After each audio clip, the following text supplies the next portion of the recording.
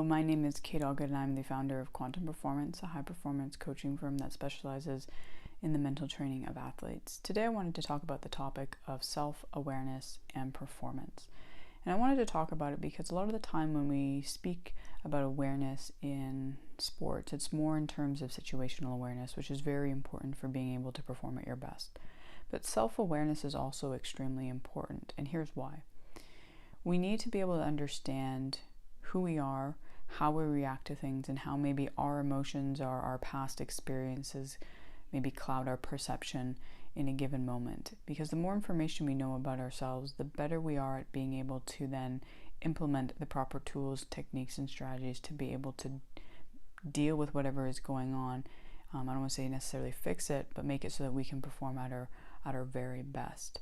I think this often gets overlooked because it definitely is something that is not, I would say, flashy, or it doesn't seem to be something that maybe a lot of athletes really think is going to help them to be able to perform.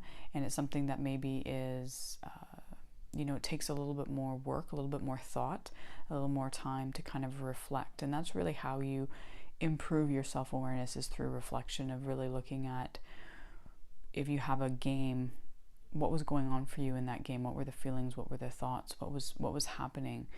And I think a lot of the time people don't maybe want to take that time, or don't think to take that time at the end of a game to really reflect on the game, and not so in a critical sense and just beating themselves up with a negative mind, but really reflecting and looking at what was going on, what were the factors that maybe contributed to good performance or bad performance.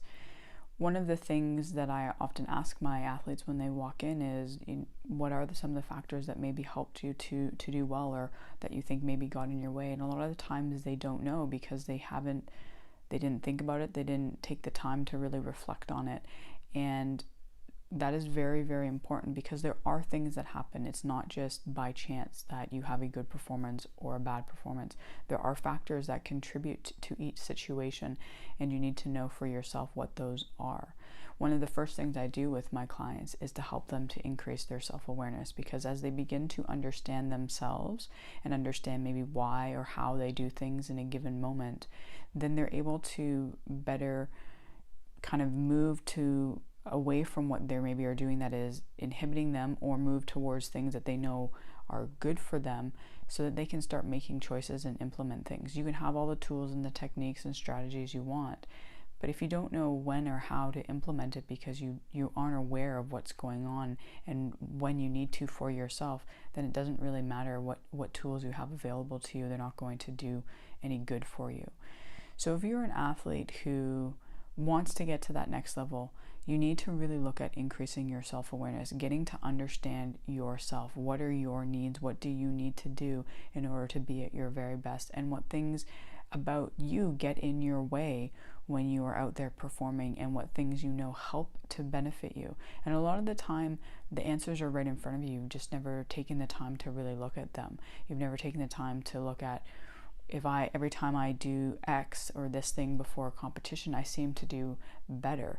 You kind of don't really put any weight into that maybe one small thing that you do.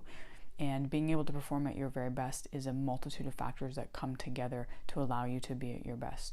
So even one small thing that you tend to do, if you think that it helps you to improve your performance, you need to make sure you are consistently doing that thing.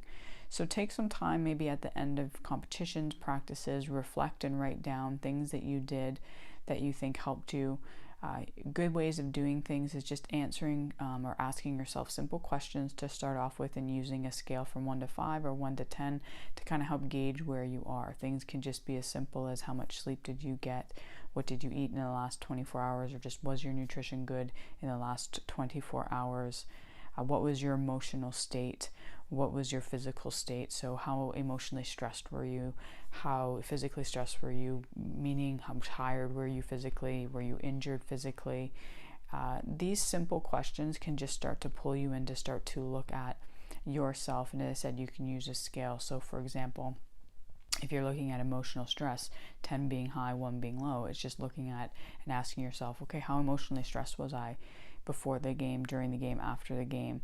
And just write that down from a scale from 1 to 10, and then consistently do that over all of your contests, and you'll start to probably see some themes that pop out in terms of certain things that seem to impact you more than other things. And as I said, this is just a starting place.